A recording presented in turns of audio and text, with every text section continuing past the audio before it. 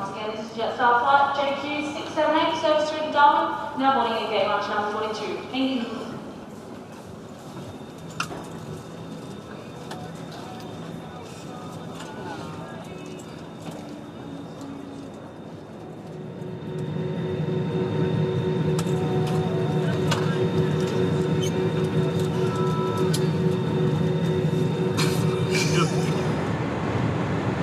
Ladies and gentlemen, the seatbelt sign has now been switched off and you are free to move about the cabin.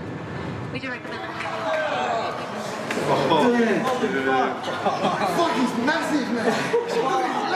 I think Callum is very genuine. Even with all this exposure, fame, it's never gotten to him. He's always been very humble. You gotta do the front double bars, right? Yeah, fucking put him up there, mate.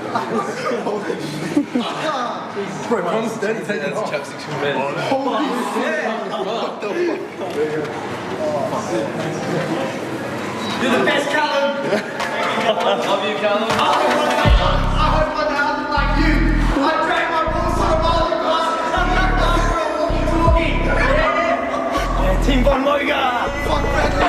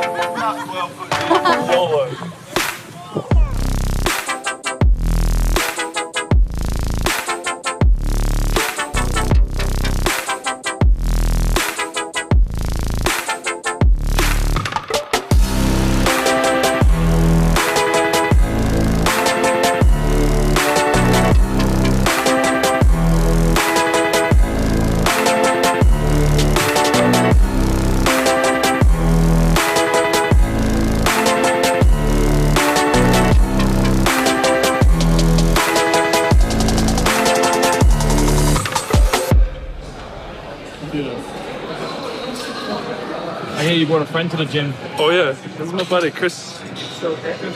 New friend. How's the pump coming along? As the shirt says? Filthy, very filthy.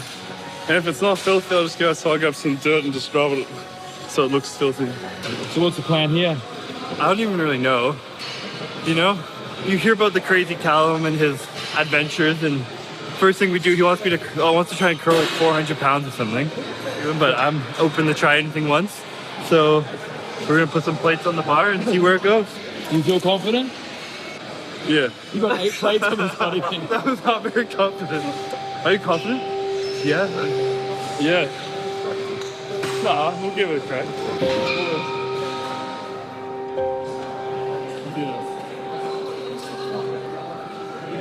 So we'll go up.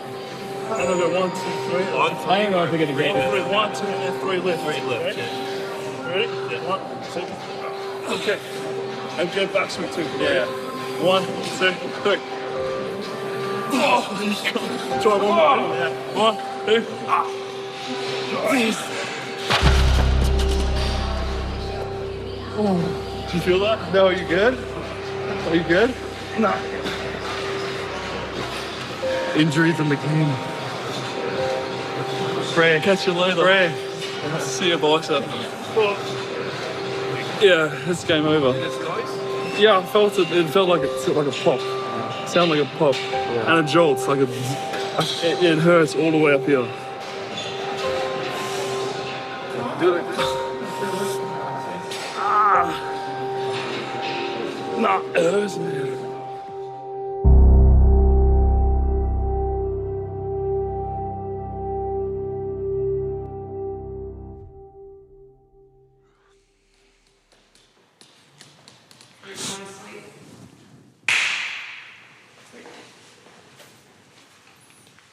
Everybody set?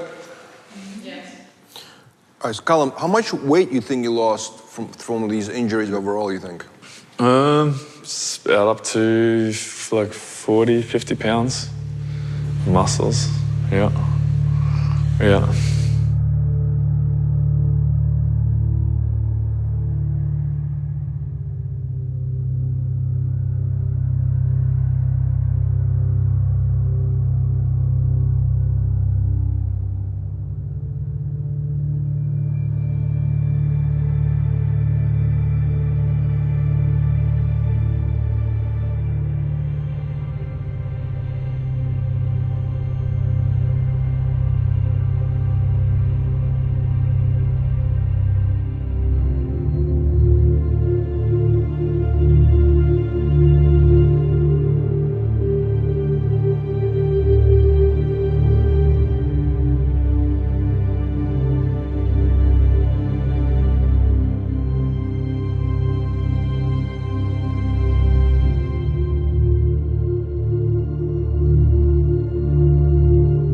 This year was the most challenging, the most difficult. I got these terrible injuries, the house, the fires, so many things that are trying to unsettle me and knock me off my feet. But it's either gonna make you or break you. Yeah.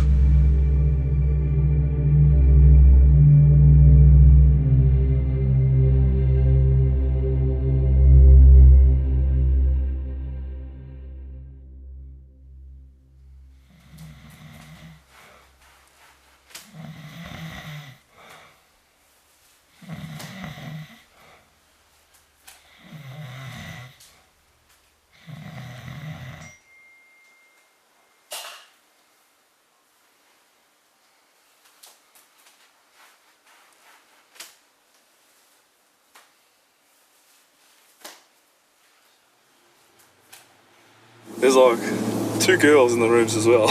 They're asleep, fast asleep. Yeah. I got approached by Steve Jones as a producer. They're making a movie based off the lives of the Weeder brothers, Joe and Ben Weeder. So they asked me to play young Arnold. So I decided to take that on, and that's due to start filming in November. Now it's just I got to do the voice lessons and get my lines down and see how we go. So I haven't really had a chance to practice because I've just had heaps of stuff going on and people over, and I haven't even had a chance to look at the script yet. So we'll see. I wish I could have done zoology at university, but wasn't very academic at school, didn't study enough. So I just went into the workforce and just started picking up jobs. And when I was working with the Outdoor Adventure tour guide, all the kids and stuff used to call me like Arnie or Buffman, Terminator, and all these different nicknames. You and I were both not fit to drive home, so James was nominated as the driver to take us home. I had a friend walk into GNC I was working at. He had this idea of making a little motivational YouTube video. That kind of blew up, and then all of a sudden I had a lot of interest from supplement companies in the US reaching out to me and people wanting to manage me and things like that. So I just went with everything. They actually flew me out to the States to negotiate contracts and all that sort of stuff. I had no idea what I was doing. I had no idea how to look at a contract. But, you know, I walked the tightrope and just figured it out. Ended up getting a visa and a sponsorship and started. Coming over here was a shock at the start. Getting a car, getting an apartment, living around other people. I had to kind of slow down talking. The Americans don't pick up all the lingo straight up. The slang's a bit different. But it was exciting and fun. But I think Australia's a more beautiful place. From where I grew up, the beaches and stuff was nicer than here, I think.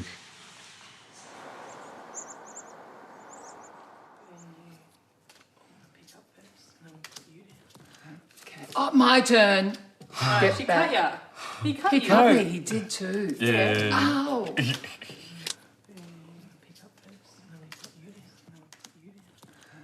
That's all I got, dude.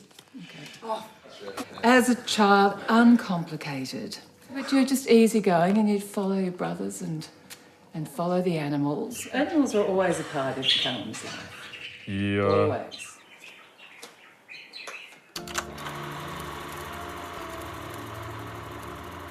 I was born in Castlemaine in central Victoria, and I lived there on a little farm for the first 8 years of my life. Growing up was just, you know, the usual stuff, catching chickens in the backyard, you know, going over to my mate's place, jumping in his dam, all the outdoorsy type of stuff. We had a very strict routine growing up. You know, I had to wake up and polish our shoes, comb our hair over to the side. And, you know, we all would sit down and have breakfast together. Mum would make our lunches. You know, we'd go to school. We have to wear a little tie and a uniform. Went to a very small school. So there's 3 other kids in my year level at that school, and the school was an old church, so it wasn't much, you know, to begin with. And then we moved to the coast, moved down to Anglesey when I was about 8 years old. And growing up down there was awesome. With my mates, when I was older, we'd go to the beach every weekend or after school, run down the beach, go to the surf club, go to the gym, do our little workouts, run down the shops, eat heaps of food. It was a great kind of place to grow up. There's a lot of coastline to do a lot of, you know, fishing and swimming and stuff like that. So we'd always find ways to entertain ourselves. You know, most of it revolved around jumping off high areas into water. So had a pretty kind of rascally childhood. Were you like a daredevil when you were little, like would like, you know, do like stunts and stuff like that?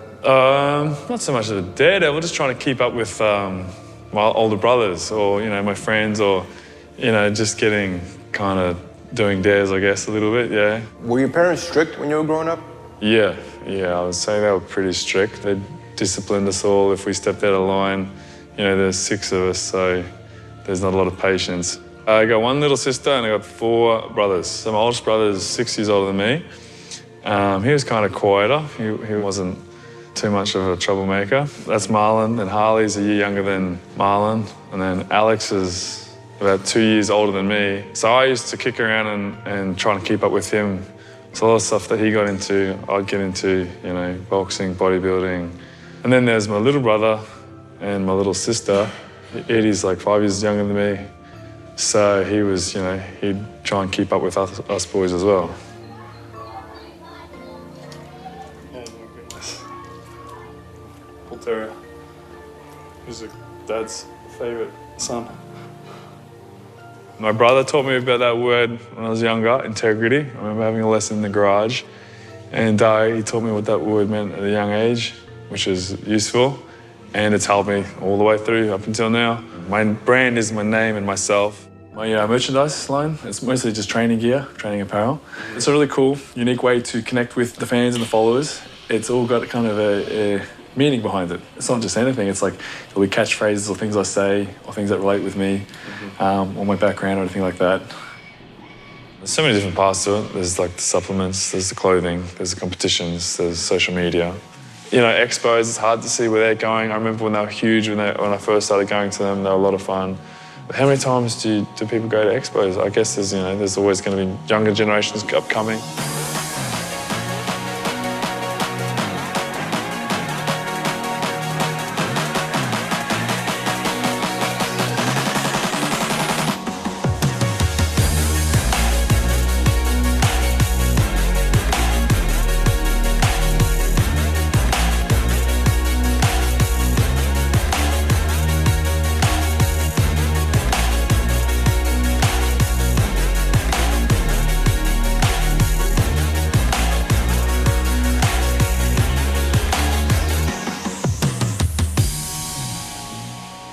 The very first one I remember just having a little line, and then a few years, just crazy lines. And I appreciate it so much, I really do. I see all these people who've looked up to me, or they've taken something out of me, or I've affected them, or helped with their training, or they've been inspired or made them feel better, or whatever.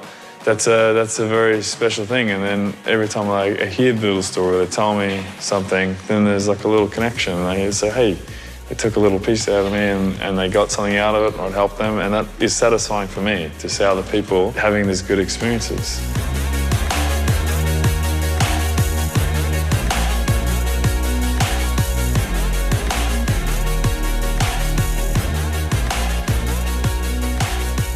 Sometimes you can have complete strangers you never knew or heard of, and they're nicer than the people you know. So there's a lot of good things out there. There are a lot of good people out there, and you just got to sift it. You just got to take all the good and discard all whatever bad, negative stuff. Just forget it.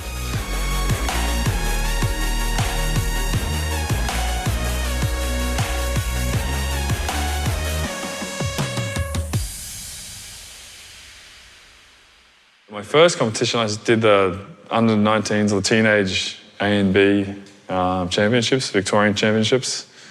That was my first ever show. I won that one. That was a lot of fun. Probably one of my favourite shows, you know, the first one, yeah. So I went on to the bigger shows in the WFF and the NABBA, and then ended up doing the Mr. Universe shows too.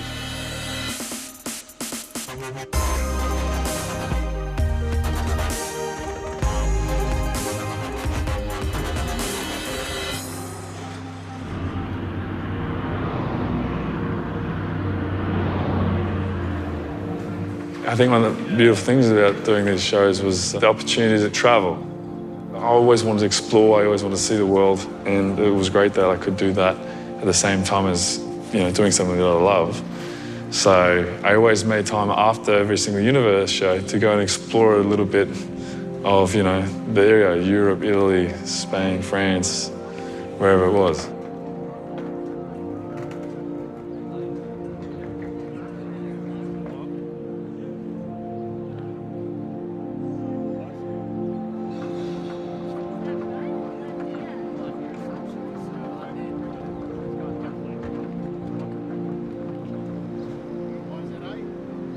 At that stage, everything was paid for out of pocket.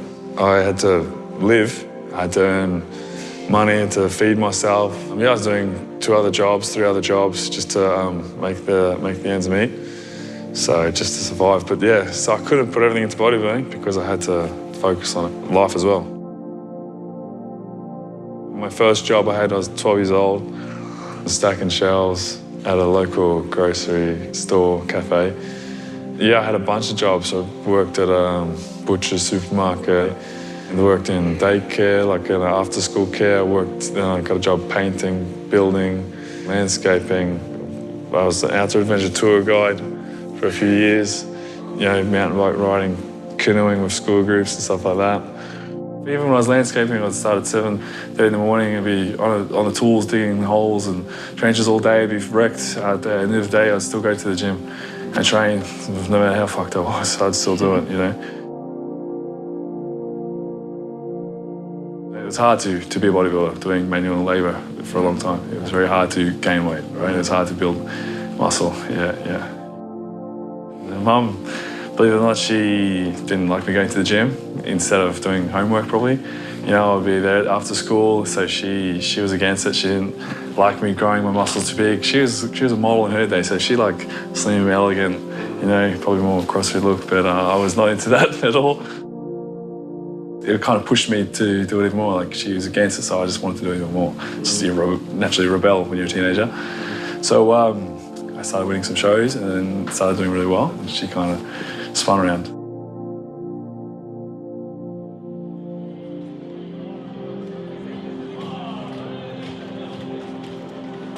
Yeah, right. See you, whatever. Have a think you want to go. Yeah, we want to.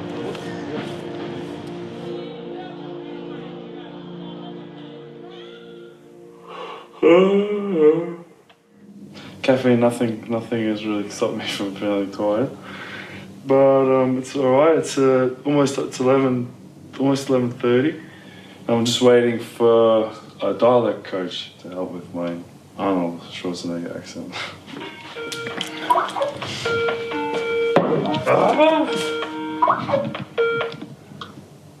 Hello. Hi, how you going? Hi, good, thanks, how's it going? It's been a bit of a crazy week, but yeah, sorry. Okay, Yeah, cool. but anyway. Well, just to give you kind of insight as to what's happening here in regards to me as the coach. Yeah. When I'm working with everybody else, it's different with them than it is for you when I'm working, because their characters' voices aren't as well known as Arnold Schwarzenegger's. So the pressure. The pressure is not as great with them as obviously it has to be an authentic dialect, whatever that dialect may be. Yeah. With you, because it's Arnold Schwarzenegger's voice, we have to we have to get it dead on, which is kind of why I'm a little bit more like, I've got to work with Callum. I've got to work with Callum because, like we said before, it's not an impersonation. It's the voice. It's the voice. Well, so let's just listen to him a little bit to get you in the mic, to get it sound going. That'll help. Yeah. Steroids are taken 8 or 9, 10 weeks before a competition. It's not a healthy thing, but it's being used. Did you take? I took them, up until the competition. All right, let's hear it. Okay. All right, scene 101. Maybe I let him wipe my ass. Maybe I let him wipe my ass. My voice is a bit croaky because it's late. Hang on. Yeah, my voice, it's like, I have a tired voice right now. It's like croaky from the expo. But I hope it doesn't, does it affect it a little bit? It sounds a bit different. Keep drinking the water. I think what will help you is I want you to play this back, the video that I sent you. And I want you to stop and start it because you've got such a good ear. That's your way in to this voice here. Okay. So let's shy away from the script for a second. Stop and start play it. The video. And stop it and repeat next sentence. Okay. Repeat next sentence to get you into that voice. Yeah, okay. The greatest feeling you can get in a gym, or the most satisfying feeling you can. The greatest feeling you can get in the gym, or the most satisfying feeling you can get in the gym, is the pump. Like your skin is going to explode in a minute. You get a really tight feeling, like someone is blowing air into the muscle. Tight feeling like somebody blowing air into the muscle. Blowing air into the muscle. Somebody blowing air into the muscle. Blowing air into the muscle. Somebody blowing air into. Somebody blowing air into the muscle. It's like somebody blowing air into the muscle. Muscle, really tight feeling. It's like somebody blowing air into the muscle. I'm like getting the feeling of coming in the gym. I'm getting the feeling of coming at home. I'm getting the feeling of coming backstage when I pump up, when I pose up in front of 5,000 people. I get the same feeling. So I'm coming day and night. I mean, it's terrific, right? Right? So I'm in heaven. I always know that line for line. It's bad. I mean, it's terrific, right? So, I'm in heaven. I am in heaven. Oh my gosh, he's a freak. Can you believe how much I am in heaven? So, can you believe how much I am in heaven? So, can you believe how much I am in heaven? He really pronounced the I am. He really separated those two words. So, can you believe how much I am in heaven? So, can you believe how much I am in heaven? So, can you believe how much I am in heaven? Heaven. Heaven. And when it comes to the day of the contest, I'm his father. There's something going on here. You know? Okay. Yeah. I've seen you do it. It's brilliant. That's where you've got to be able to try and find that. And then all we'll do when we're on set together is polish up. Hey, Callum, remember we just tweak this bit here. Don't forget this bit here. You've all got it. I'll just coach you on the things that we've got in the bag. You know? Okay. I can't stress that enough. So I will give you. I will be as flexible as I possibly can be with my time. Sounds all good. right? Yeah. Have a plan? Sounds good. Yeah. Great. Okay. All right. Fantastic. Thank you very much, Victoria. Thanks for your time. I will. Yeah. And I'll touch base tomorrow morning, and we'll just take it from there. That'll be good. Perfect. Okay. All right. Thanks, Victoria. Have a great day. Okay. We'll talk soon. Cheers. Bye now. Okay. Bye. Okay. Oh my gosh, it's like just over a little bit after 2 weeks. So I have 2 weeks I don't even know all the lines. I don't know them off by heart, and I haven't got the accent. So I have 2 weeks. I hate to disappoint. That's what I hate the most, is when someone is disappointed. I hate disappointing people.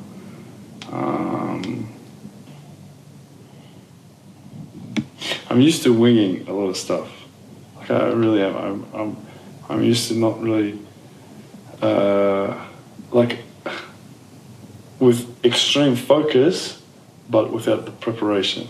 So sometimes, and I've done that with a lot of stuff, like I won't know, or I haven't got the patience or something to study or research or understand something, but I want to perform. You know, I've only got 2 weeks. I've got this expo this weekend. During the next week, I'm trying to keep it open so I can practice. And then I have another flight to Brisbane, do another expo, and then I have a few appearances, a few things to do. Just go and then I go to New Zealand, another expo. So the timing is a bit hard, but I can't make an excuse. It's just, it is what it is. Just have to work around it. Yeah.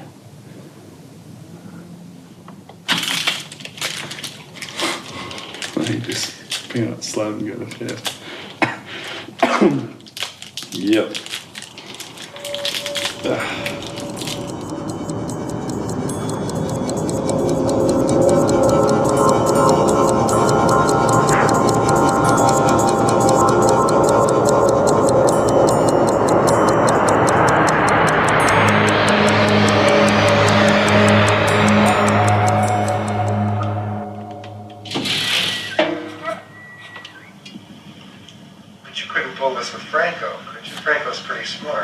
Franco's pretty smart, but Franco is a child.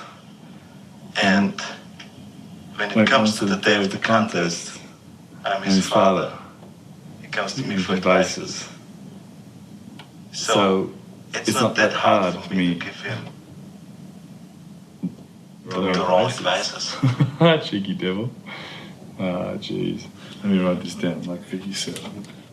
Hey Cal, thanks for recording that. So listening back to the dialect there, open up a little bit in Franco, child, smart, those kind of sounds. If you play your line back to child, and then play his up to child, and then keep going it back and forth, you'll notice the difference there. And then the hesitation sound, and you can see his sounds a little bit more open, and yours is a little tighter, and then he has a little splashiness at the end of and. I will practice as soon as I get back. Okay. Oh, I have to go from. We have to go to different colour. Have to turn into expert Cal. They need the energies. Need the energies for the children, for all the childs at the expos. And I need to coordinate everyone else too, so that they can come. He's gonna. Where's the AC? Who turns it? Jeez, shorts. No.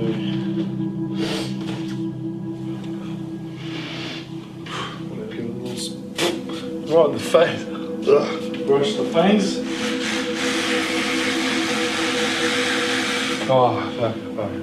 Better do a fucking flat shot. Okay, we've got a workout from 10:30 to 11:30 at the Russell Beach.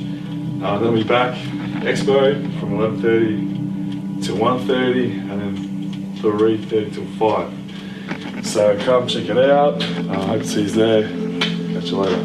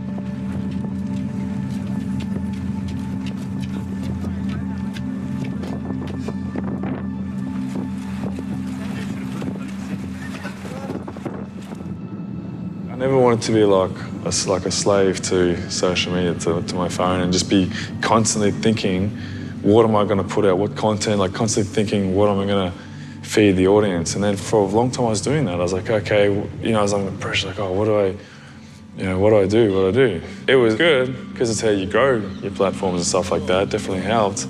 But then I realized that I was like, oh, I'm kind of missing out on reality.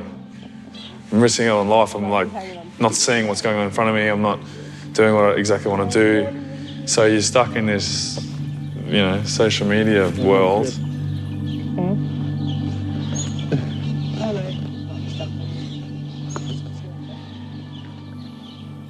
Oh,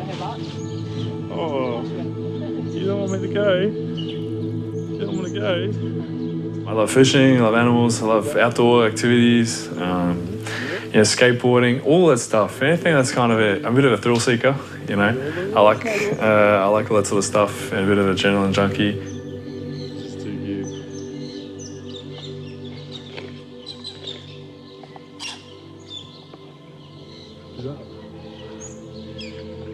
It's a bubble, it really is. And once you pop the bubble, once you get out of that one, you feel so much better. There's no pressure, you don't give a shit about trolls, you don't care about the haters, nothing that can affect you. You're immune to it. Anyone could say anything, it doesn't bother me because it's all on social media, it's all, it's there, it's stuck in one place, so it doesn't affect me at all, really. They can say whatever the heck they want, good or bad. I appreciate the good and I ignore the bad. It doesn't faze me.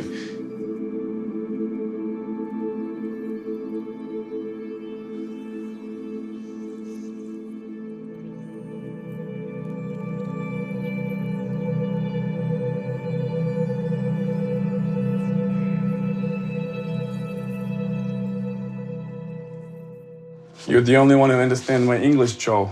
Nobody cares about your accent. Have you heard mine? Just say the lines the way you want. You're making him more nervous, Joe. What? I cannot act. Then don't act. Just be yourself, Arnold. You told him I was a German Shakespearean actor. I'm so screwed. Arnold, it's Hollywood. Nobody knows whether you've done Shakespeare in the park or your own damn garage. Just give a good flex, a nice smile, we'll all be fine. I'm freaking out! Let's talk about the movie Bigger. I know you mentioned it before, but take me through the process. Like, when you first got approached to do a role of Arnold, what was the initial thoughts that you had in your mind? It was a big honor to be able to stand in his shoes and play him in a part of history. And so that's why I took my training. I wanted to be as big as he was. And I did the voice acting classes, took them very serious so that I could, make sure to try and get his dialect down, even though it's very hard. Physically, I wanted to be at least 245, 250 pounds, have that muscle mass. And I didn't want to look as ripped because they weren't as ripped back in the shows back then. I didn't want to have, crazy muscle definition. So I just wanted to try and look as close to him as I could. And then, just getting the voice acting lessons in as much as I could and learning the lines and stuff. In the first scene, I was real nervous, I remember. Because it's all silent, there's a lot of people in the room you can't see. And you have all the other actors and extras and stuff. So you don't want to screw it up because you don't want to waste anyone's time or have to redo stuff. So it's a little bit nervous. And then at the start, it's just, the nerves kind of settled and just went with it. And I just enjoyed it, And then, actually we just finished filming and I blew my bicep out.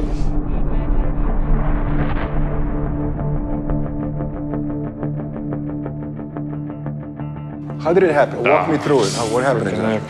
Well, I was doing a 4-plate tandem bicep curl with Chris Bumstead this time. And I'd done it before. I'd done it a year ago, same time almost, exactly a year ago with my buddy Anton. And we did these crazy reps with a whole heap of weight on the bicep. And then I attempted it again, and I think honestly I was just fatigued, or I was tired, or my body was not ready for it, and I tore it.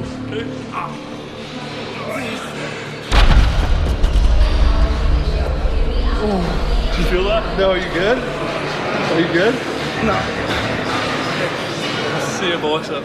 That sucked because it was my first serious injury.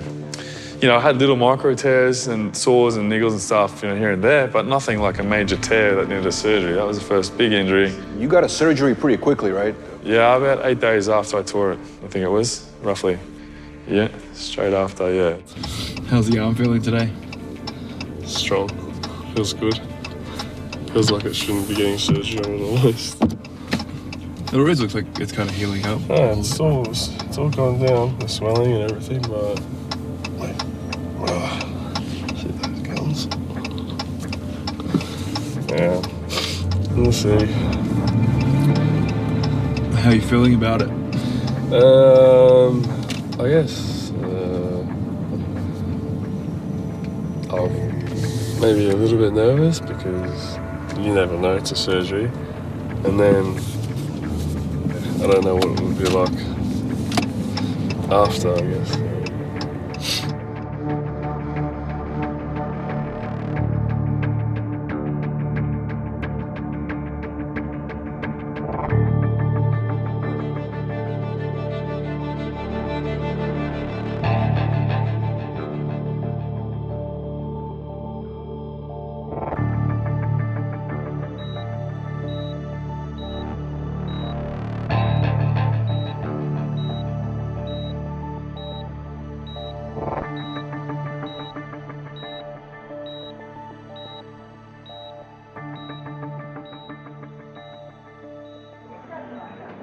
You're good.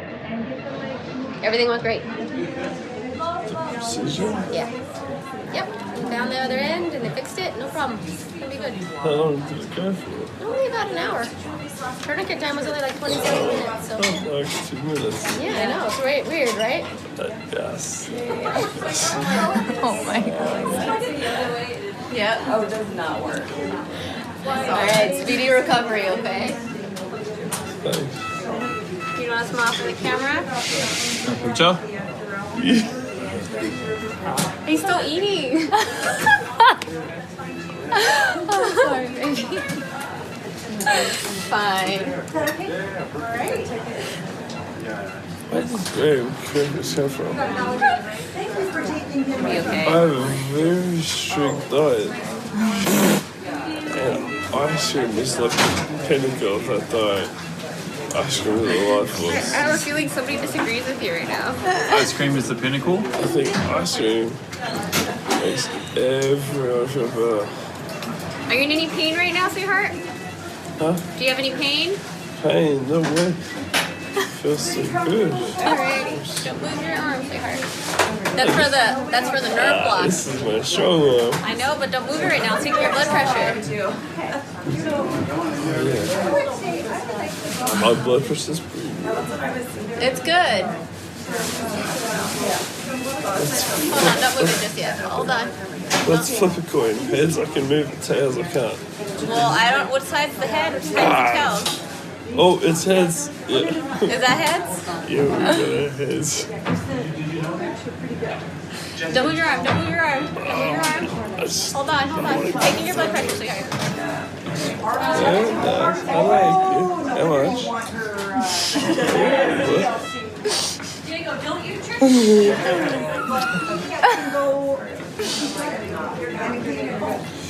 Right. This bicep. She's gonna tell this bicep what it's missing out on. I'm gonna be like, hey. What is it missing out on? Oh. I forgot to write that again in those Percocets. Both bicep curls. This one's gonna make this one so jealous. I doubt that. Maybe once it comes off, but I'm sure it's good so for that bad. recovery. And he's like, well, I have a bicep, I have a dumbbell. You never get this. You can't kill me. And this one would become so Is he upset. funny drunk? Or does he not drink very often? He's funny when he's drunk. Oh, okay. Yeah. Almost. Almost. Hold on. Don't flex just yet. I'll let you know when you can start flexing. I can't really remember talking to the nurse or the doctor. I think they said it was all good. Yeah, there's not much I can do. Just chill here for a while and then have a nap, relax, eat your ice cream, have some juice. It's very hard for me not to do stuff because I like to get up and do things. Ice cream and juice and Baz Zola. Just check out Baz, make sure he's all good. Crickets. Listen to the crickets.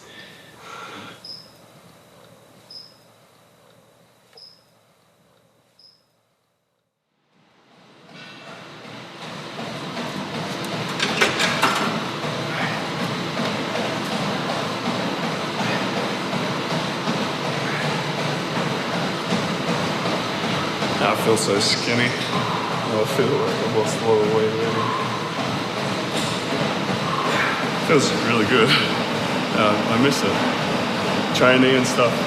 It's like the life force for a bodybuilder. So taking that away is hard. It makes me feel better. It's all mental. Like if I sit down and stop and just be like thinking, oh, how long is it going to take to get better? Well, one, it's going to feel like it's going to take twice as long. And two, I won't be doing anything about it. But if I just, look after my health, my nutrition, do what I can, train around it, exercise, focus on different things, my weaknesses, whatever I can do, it'll feel good, right? Yeah. So, yeah. I always wanted big calves anyway, so now's as good a time as any to train them as hard as I can for the next, every day. I reckon five calf days, twice a day, morning and night. Let's see how they go. They're going to be forced to grow.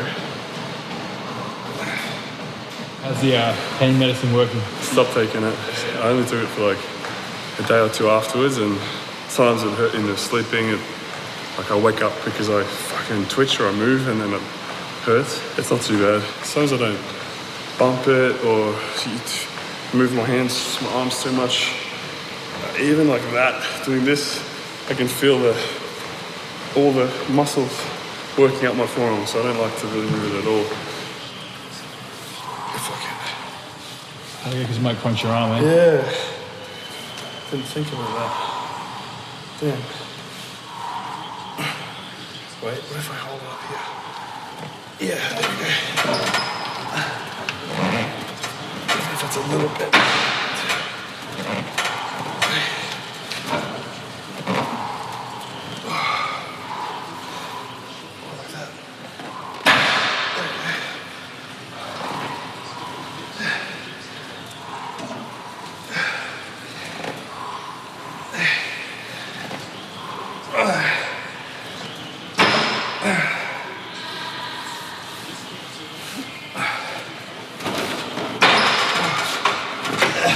It's not the easiest.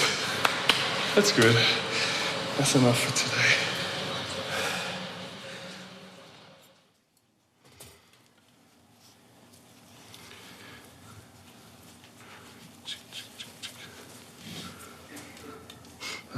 My arms disappeared.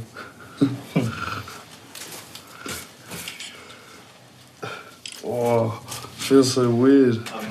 So, went in there, and your tendon was still right where it kind of was supposed to be. It hadn't retracted at all. Right. But 99% of it was totally ripped off the bone. Yeah. There was a big, huge hematoma, or a little collection of blood where it ripped off too. So once I had, gone in there, I was able to suck that out with a suction, and then really easily, I just with my finger, the whole thing just came off. So then it just flopped in the breeze. So definitely the right thing to fix. Yeah. So you had to cut off. Like obviously that tendon's shorter now. Yeah. So does that mean being shorter, it's going to be tighter? The bicep muscle's tighter? Initially, but then you'll stretch it out. It will stretch out. Yeah, so that's over this next month. We're just getting everything back out. So now you got traveling coming up. Yeah. You also could totally overpower this, even though this is strong with your triceps. Mm-hmm. So I think the smartest thing to do is put you into a brace. Yeah. So what we'll do, we'll keep it so you can flex it all the way up. Yeah. But as far as getting the full extension, we'll limit that. So we'll probably have it like at 45 degrees. Yeah. And then in like 2 weeks, you could put it up to 60 or 65 degrees, whatever the dial is. I'm not positive how it's set up. Yeah. And then within a month, we'll get you full motion. Mm-hmm. And then we really start the physical therapy after that. Yeah. All right, so I'm going to go tell the brace guy to come in here and fit you up. Okay? All right. So we'll be right back. Thanks, mate. Cheers. fucking feels weird. How's your range of motion? Yeah, like shoulders are alright. That's alright, but what I can't do is like this. It like starts hurting.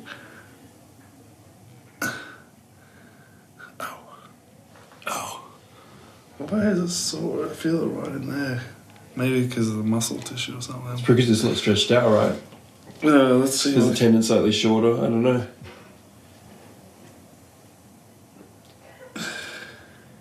And you're not allowed to go a full stretch yet, right? You don't want me to, no. I can't even... I don't want to. I can't really, make a bicep. Now it's like aching. No, it's sore. I shouldn't have done that. Yeah, bro, just leave it alone. Oh man, it's broken. As small as my left bicep. Don't lie to me.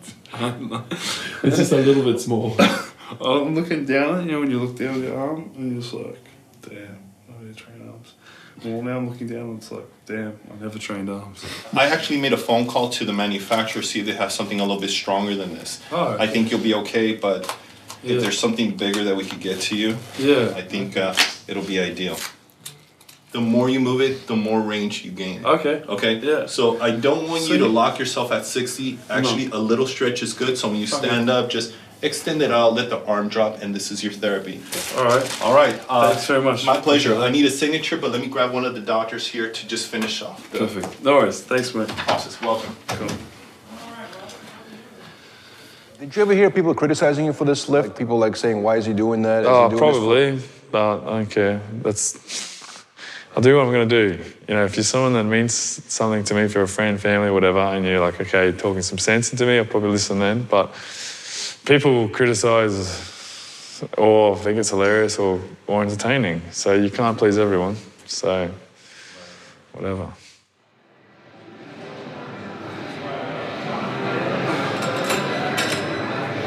First day back at Gold's. Yeah. How's it feel? Bit weird. They're getting rid of all the old equipment, putting all this flashy new stuff. I like old stuff.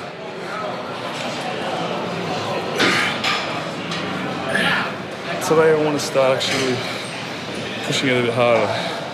Kind of more for my sanity than for my body right now.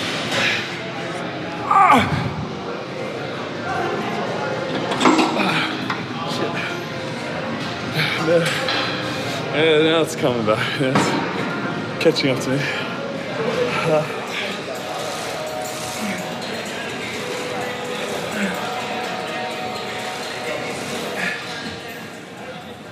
Legs again today?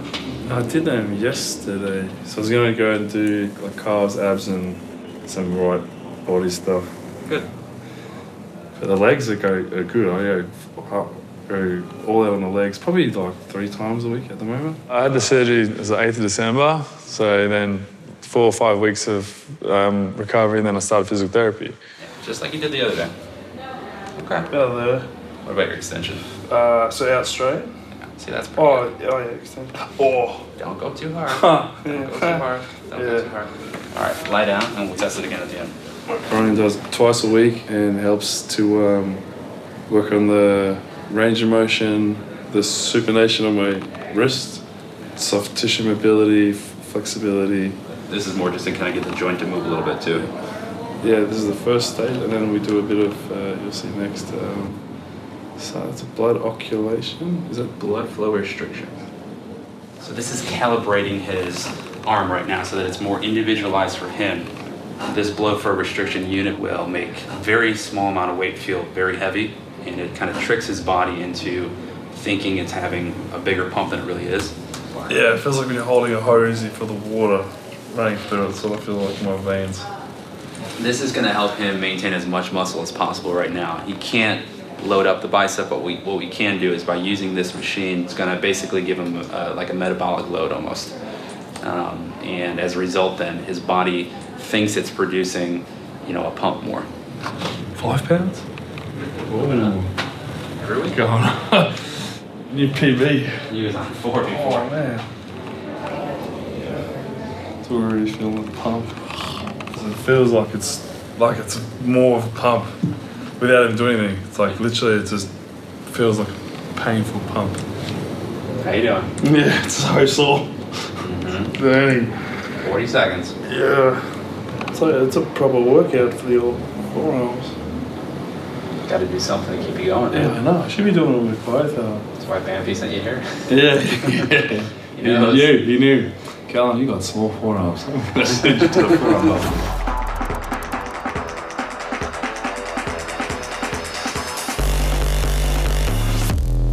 Holy shit, look at the difference.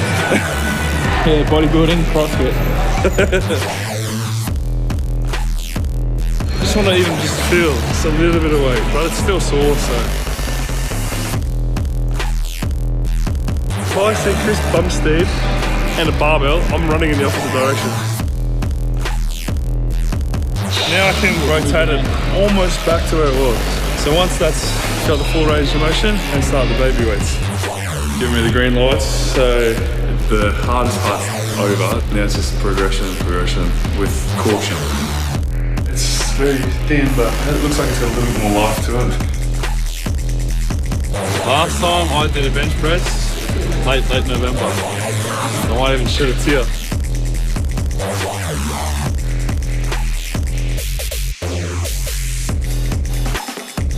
This doesn't feel half bad. It's not bad. See? Yeah, okay. Let me hold it back this whole time.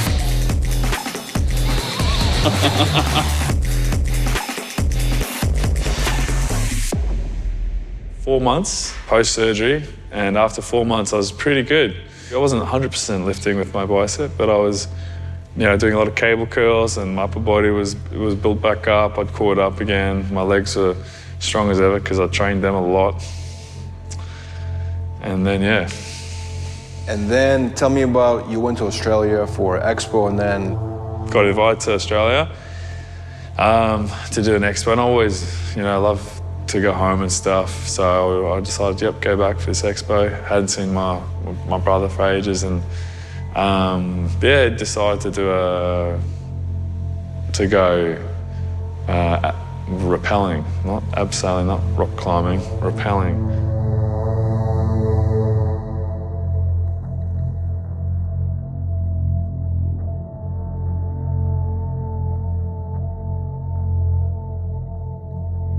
And I wasn't even thinking anything of it. I wasn't thinking the risks really, because he knew all the safety stuff and showed me what was going on. Just make sure that you've got a harness on and attached onto a safety line that'll put out if you're going to be within sort of 2 meters of it. Okay, Callum. Yeah. So what's going on here? You guys just going to jump off this rock? Yeah, my brother decided. All rated and good to go. We would jump off this cliff. Yeah, it seems pretty safe. Seems pretty legit. That's crazy. I thought you were the crazy brother, but apparently not. This is where I get it from. What the hell are we doing? This should be a great time if I make it up out alive. If not, this is the last video. See you guys on the other side. So I hear once you get down the bottom, you got to walk all the way around? Yeah, if you still have legs. This rock falls off and it's just game over. Well, then you're pretty much dead. Yeah. And you have to worry about anything for the rest of your life because you don't have one.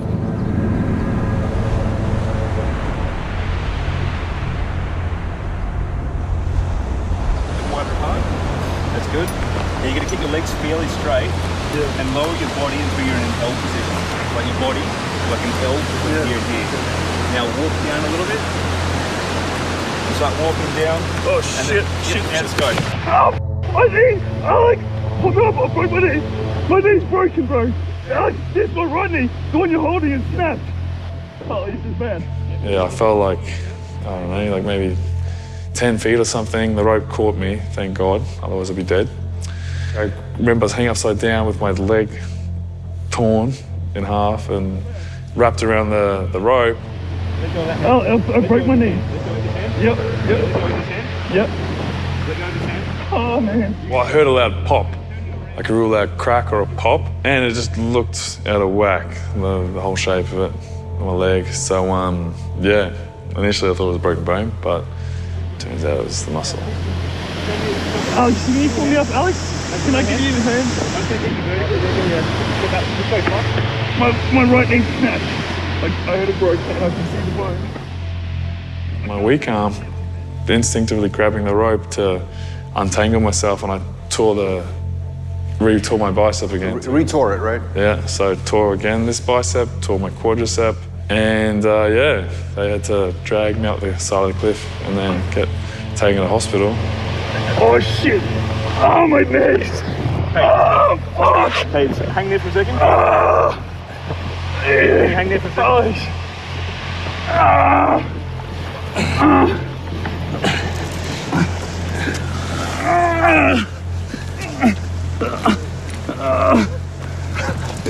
You're gonna have to go. I can't walk. I'm gonna need to drag you closer away from the edge. If the rope hadn't have held, if that little carabiner broke or wasn't strong enough, if the little bolt in the top of the cliff holding the rope was not in properly, then I would have fallen 100 foot down to the rocks in the ocean below. That would have been that would have been game over.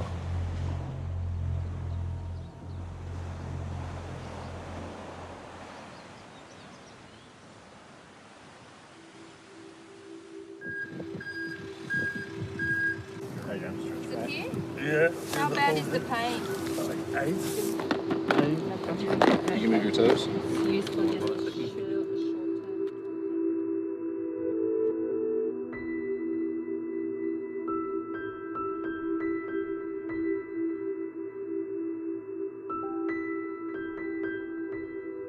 I've decided to fly back to LA as soon as possible to get the proper care here, because I knew that I'd need it if I wanted to ever do, what I want to do again. So.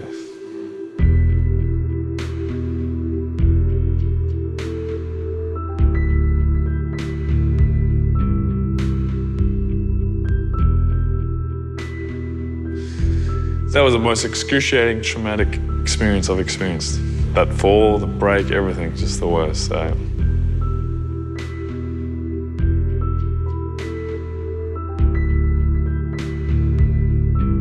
So I was feeling pretty shattered.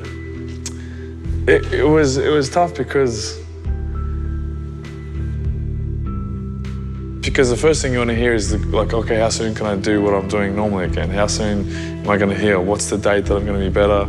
How many months? There's no answer. There's no simple answer to that. No doctor, no person, no one can tell you, oh, you'll be healed in 6 months, 9 months, 12 months. So that was hard to figure out for me. Okay, how long am I going to be out of the gym for? I don't know what's going to happen. You don't know what to expect, I was pretty broken, pretty heartbroken. It was a shock to everybody when it all happened, and for it to be a bicep and a knee injury, it was a hard hit for him. My name is Miguel. Mostly everybody calls me Miggy. Been really good friends with Cal for about the last 3 to 4 years. I guess we met through some mutual friends at the gym, and then from there it just picked up where we had kind of the same interests and stuff, and kind of hang out a little bit more, little by little. How's the rehearsing going for the new Twins movie? Yeah, going pretty good. Going pretty good? Yeah. We're post-production now? We're actually brothers. Oh, you're actually brothers? Identical. Yeah. Just not 100% identical. Yeah. Just split at birth. He was raised in Australia. A lot of kangaroo milk. I came from the pouch.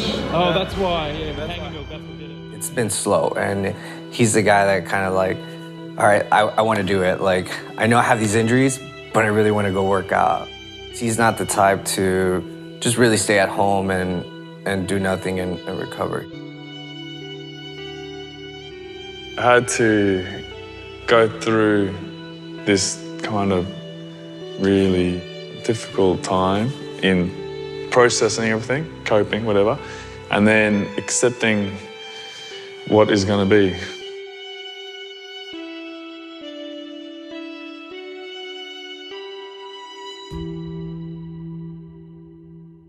Can you tell me more about your father, and also obviously his very unfortunate incident, that what actually happened and how that changed, obviously his life and your life? Yeah, Dad was a very active guy. He worked hard. He's tall and he's strong. And then after his accident, he had a motorcycle accident and became quadriplegic. Had to take you to hospital for observation. That changed the whole dynamic, the whole family life, because Mum and Dad were winding up getting ready to kind of retire and slow down. And then this big accident happened, and it was tough. I was in year 12, the last year of school, and I didn't really do so good, didn't really care about it anymore. It was more, you know, thinking about other stuff with my dad, and I remember my older brothers had all left school, and my mum was 6 months of the year, you know, for a long time, she was up in Melbourne with Dad in the hospital all the time. So it was just me and my little brother and sister at home. So, you know, sometimes I would have to just focus on them, just make their sandwiches, you know, help them to school. And I think it just kind of makes you realise you got to live every moment to the fullest, you know, because you never know what's going to happen tomorrow.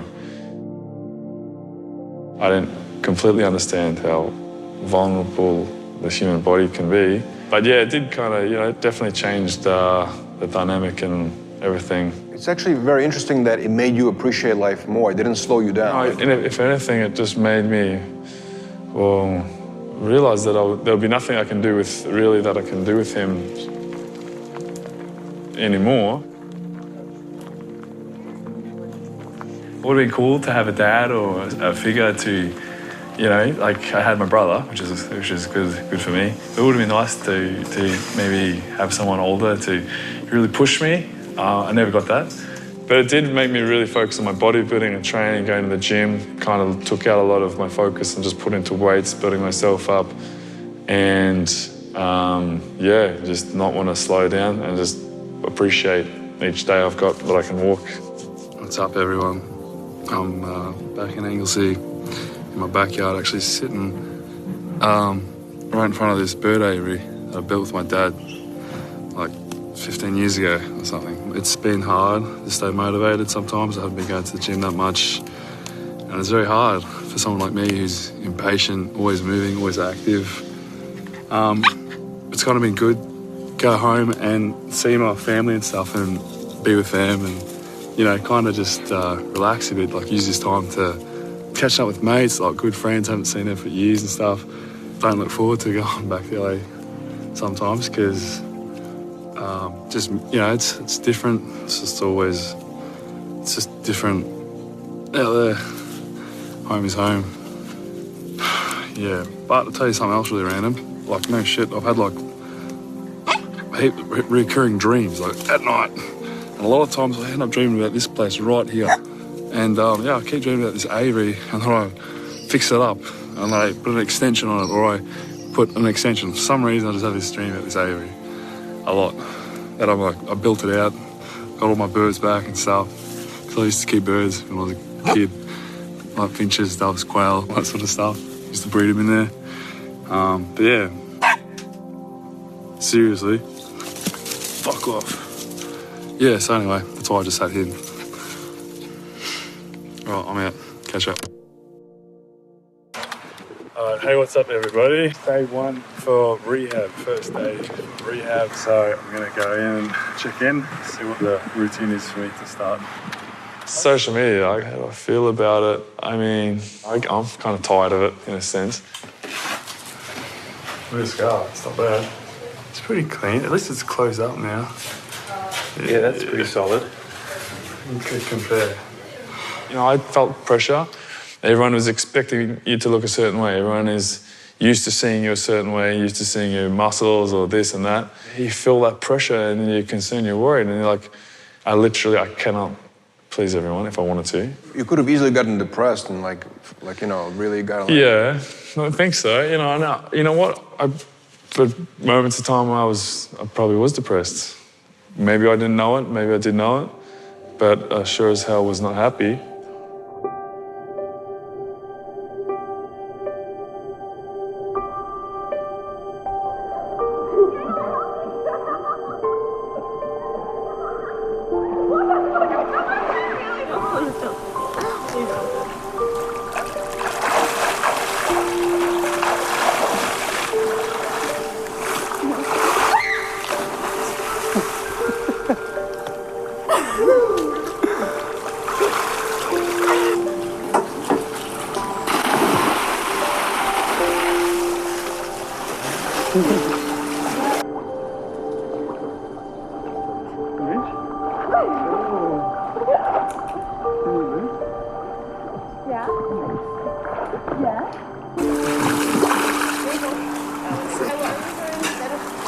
Feels so stressful.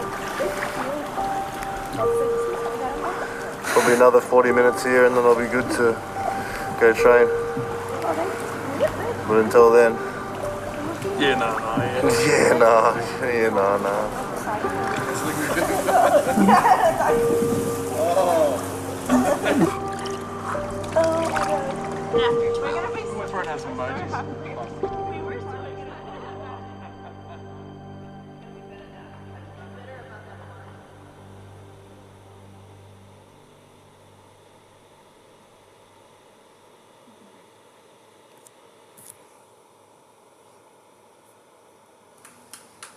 Maybe some protein. Need some creatine.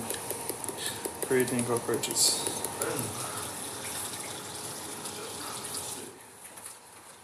I guess I figured that, I'm going to be at home a lot and I'm by myself a lot. So why not have some company? I like living by myself and everything, but I like animals too. So why not get a dog that I can raise like a son, like a child of my own, and teach him the rascal ways? I think I really want one of these ones because I think they're a better breed. I think they're a bit better looked after. They got their papers. I think I'm going to get this little fella. I first told him no. I was like, you do a lot of traveling, so it's going to be very difficult. I was like, it's not the best idea, but just knowing that he was going to spend a lot more time at home and recover, then he's like, I kind of want someone, kind of want a dog. I was like, well, yeah, I guess that'll be a good idea if you want. My first pig dog. Just had to do it. Sometimes you just know, you got to get it. We're going to get some supplies for little mini Katoya. Got a name for him yet? Ghost or boy. Just call him Boy. This is Boy. Hey, Boy. So you're down to the one crutch now too? Yeah, it's just going to be a bit easier. One crutch life? One crutch life. So what do you want to start with first? There's some dog bowls right there. Oh, that'll do. You coming, Rex? Ready to go to the vet to get your shots? I'm not sure if he's ready for this. Little does he know. He's so excited. I think he's excited with all the smells and all the dogs walking around. The noises. Buddy, you just living the dream, man? Yeah, he's oh, I'm sure.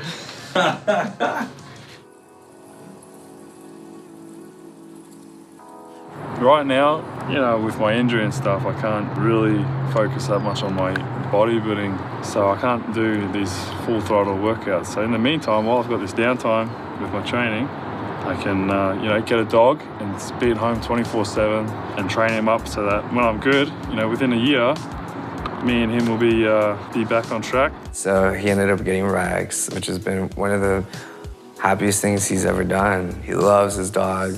He'll go on hikes with him to clear his mind. Usually when he wants to kind of de-stress, he'll just go to the mountains with his dog and go hiking and just kind of cut everything off, turn his phone off and just go on a hike and enjoy walks with his dogs. And Rex has been really good.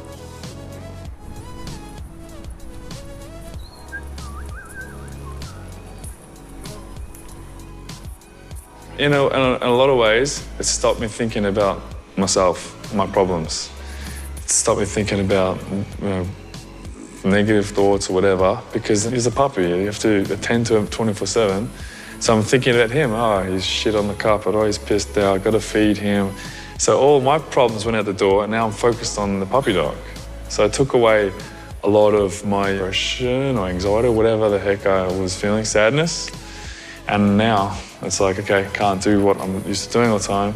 I focus on my recovery, my physical therapy. I dedicate myself to that very seriously. But in the other times, I'm making time for friends, for family, for business, for work, for future endeavors, for Rex.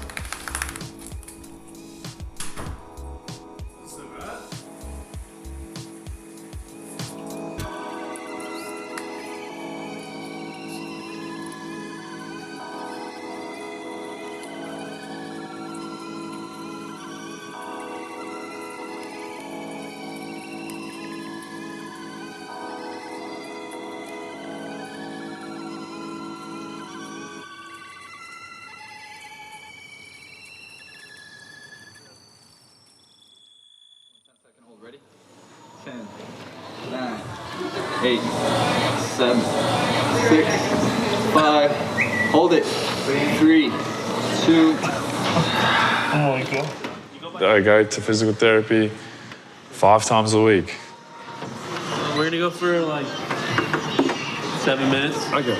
Yeah, for the last 3 months, I was on this bike doing this, and all I could do was just this half movements like this, and then get back and just push.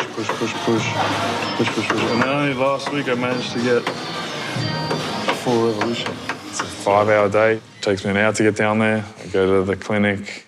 Now it feels like I'm going to school or work.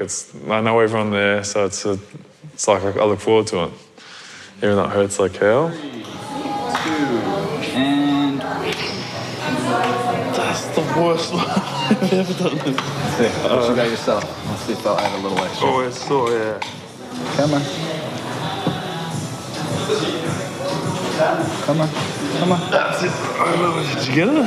94 is your highest there. It's a long process because I'm going from straight leg, 0 degrees range of motion, and the goal is to get it back to like 130, 135 degrees, wherever my other leg is at. Every single session that I go to, it's just about bending it, trying to break through scar tissue. So it's working on getting the range of motion back, but as they get more range, then my quads get tighter, I get more swelling, inflammation, and pain. So it's like almost like going to the gym. You break the muscles and you have to let it heal again.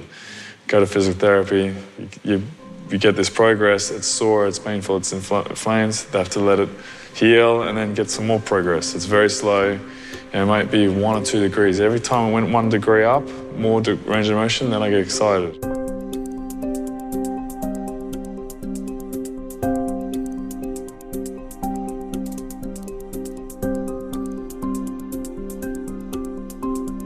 It was difficult at the start because I still have a blood clot.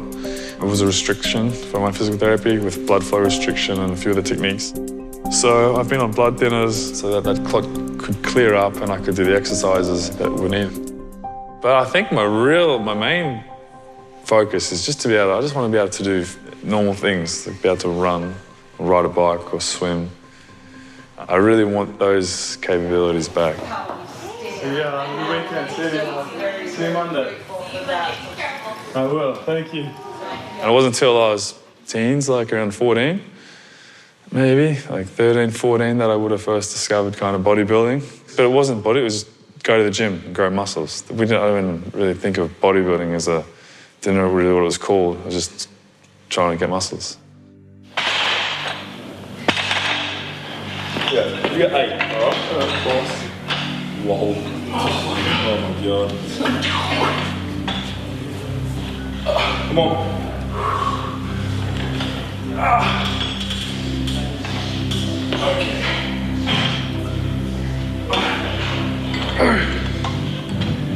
Okay.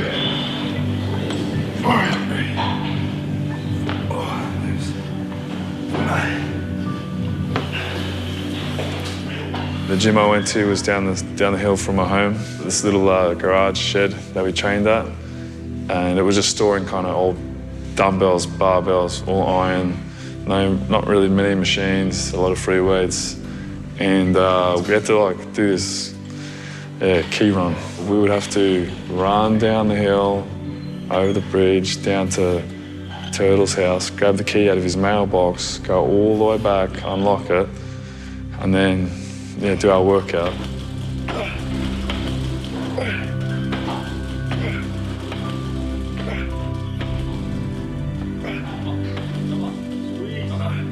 So my older brother, he was always strong. I always wanted to catch up to him. He was a good fighter. He was put on muscle really easily. It was like good competition. We would train together, stuff like that. We'd go to the gym a lot at the start. So. What was hectic, bro? Yeah, it's okay. It's like a double thing. I was always kind of trying to close the gap between me and Alex, my older brother, and I was always trying to create a gap between me and my little brother, Eddie. I was always like, run, chase, run, chase. We would just be ourselves, though. There'd be maybe 1 or 2 other people sometimes, but really it was just us. So. Yeah, I like that one better. Come on. 2, 3, 4. Pump it up. Come on. The max bench press was 30 kilos. That was 30, and I remember the first time going up a little bit heavier, doing 35 kilos or whatever it was. And then it was just gradual, you know, over that year, I made a lot of gains. Eventually, I think before they closed that place down, I think I got like 90 kilos or 100 kilos, 220 pounds almost. And I was, I don't know, maybe 16 or something.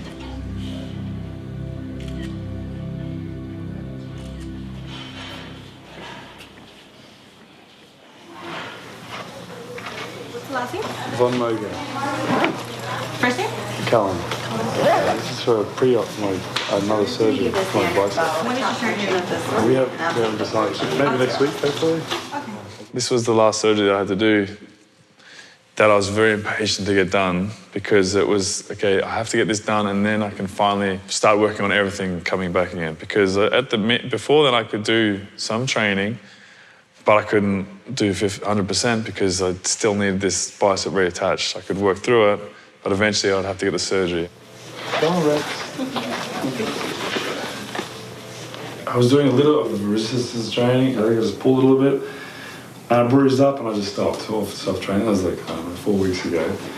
Now, are you kind of thinking, as far as surgery, you have a specific date you wanted to get it done? Kind of like, I was looking late next week even, if possible.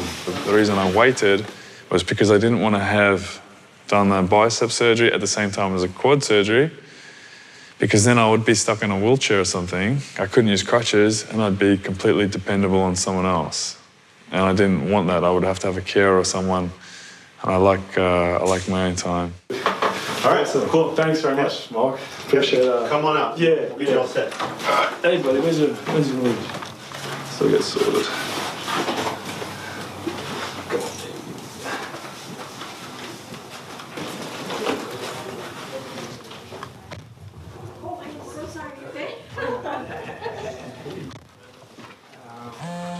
Hey Cal, good news. We finalized an arrangement with the SN Pro. The SN Pro is looking to host you in Moscow. And it looks like, they're going to be sending over a schedule with several press opportunities. So we're very excited for that.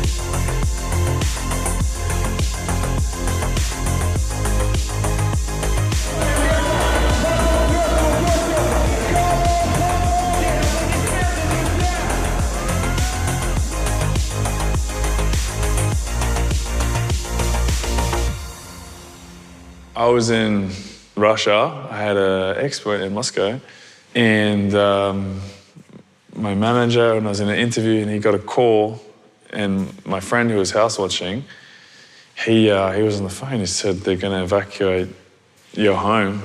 In 30 minutes we've got to go now. What do you want to grab? I didn't know what was going on. Breaking news tonight. California in flames. Raging infernos exploding from north to south. People found dead in their cars on roads cut off at a massive struggle to escape. I just said, get Baz, my frillneck lizard, and get out of there. My dog Rex was already with dog carer, a sitter, so he's all right. Yeah, that's all I thought about. I was like, just my animals and yourself, get out of there, and I hope for the, pray for the best that nothing burnt down. That was a pretty big scare. Very luckily, my house was all right, and the fires came right up to the back of the fence. It was even like blowing over into the backyard, but the wind changed or it just went out and then kind of headed in the Malibu direction. But there's a lot of destruction, a lot of devastation, so much damage everywhere. The firefighters, God bless them, and all the support crews and everyone that's, put their hands down to help out.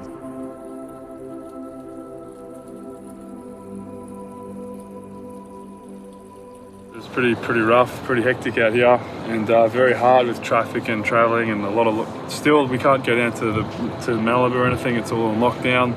All the roads are still closed. There's power lines over the roads. Probably destruction, cars, burning out cars, and things like that. Anyway, I'm gonna go and grab that stuff and some food out. Hopefully, help the animals.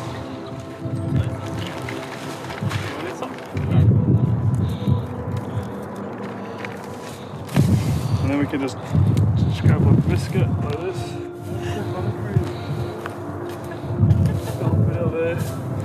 So yeah, we're gonna just leave that for now. I put some seed down on the ground for the ground squirrels and stuff like that. And I'm just gonna put some hay under those trees over there later. So at least, you know what, they might not find it for a while. I don't know, they're probably long gone. But if they do happen to be in the area, at least there's some food for them. It's the least I can do. Give them some water. You know, the creek was dry. You saw it. It's all dead. There's no green. There's no food anywhere. I'm out of puff. I can't do much with a busted leg and a busted arm. But there'll be animals all over the place struggling. So if you live in an area like this, go grab some hay and feed them.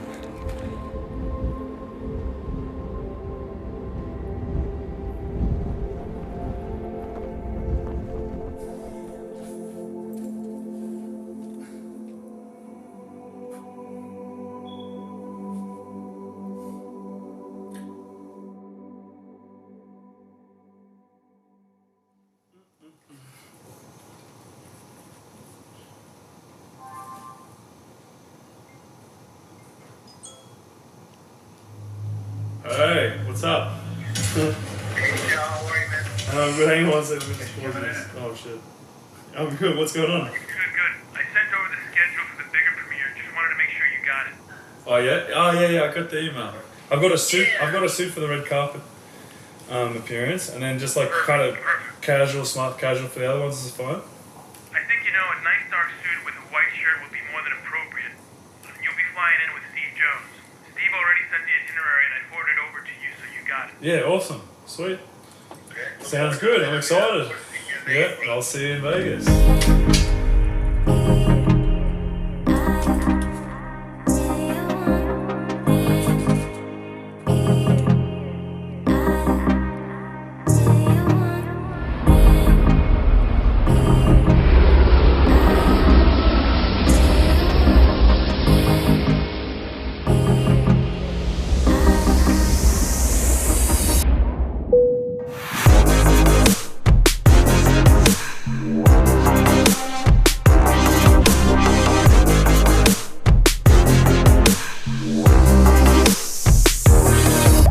Thanks for tuning in, guys. You're listening to 91.5 Jazz and More on the Rebel HT2. This morning, we are joined by some special guests, the gentleman behind the story of Arnold Schwarzenegger and the Weeder brothers discovering him.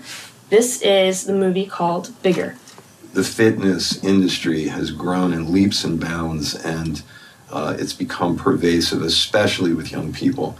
And I thought it was important for those people to know who created this thing.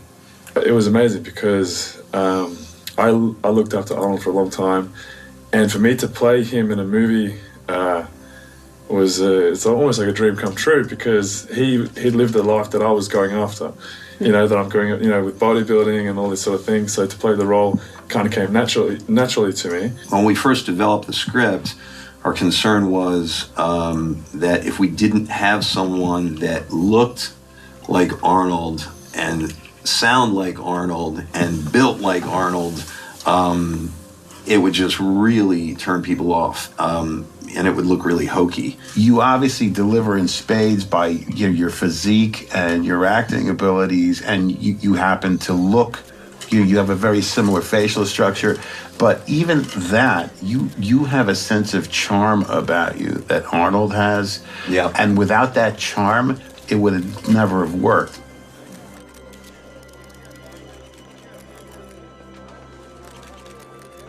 It's nice to see it all come to life, and it made it even twice as good having my family or my brothers and friends with me and experiencing that.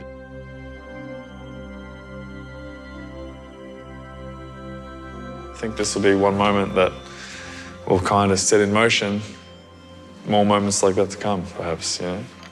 Hello, Arnold. My name is Joe Wheeler. I know. I read the books. Yes, those are my magazines. IFBB. That is my federation. I've seen your picture. And I have pictures of you. Come look.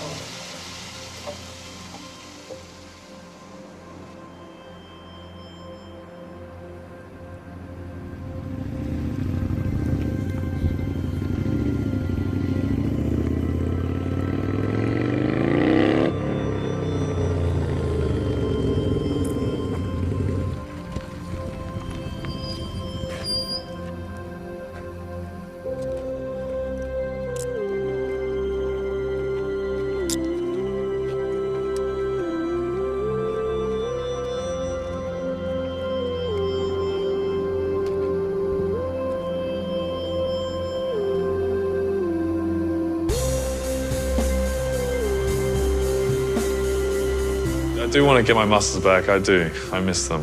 I still want to get back up to at least 230, 235, because that weight feels, I feel good at that weight.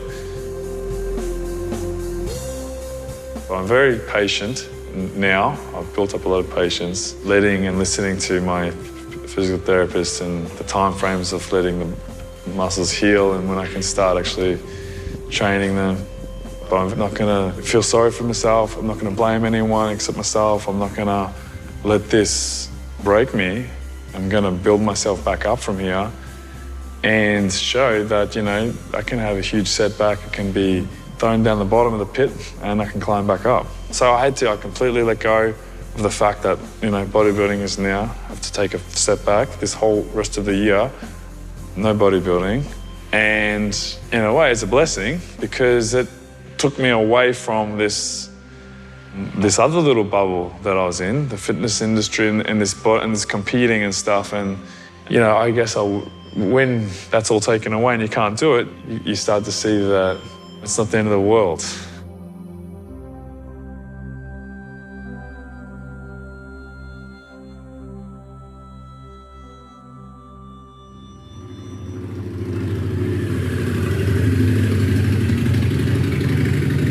Hey, Dr. Bentley.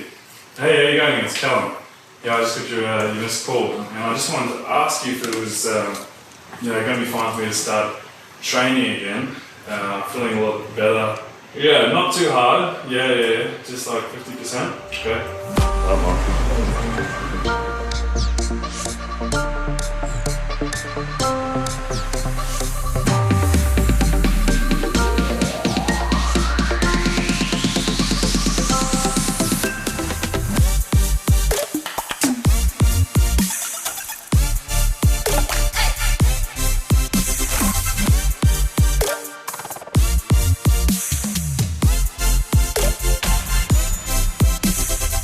So I'm out here in Sicily shooting for Gucci for a week. It's a pretty amazing place to be.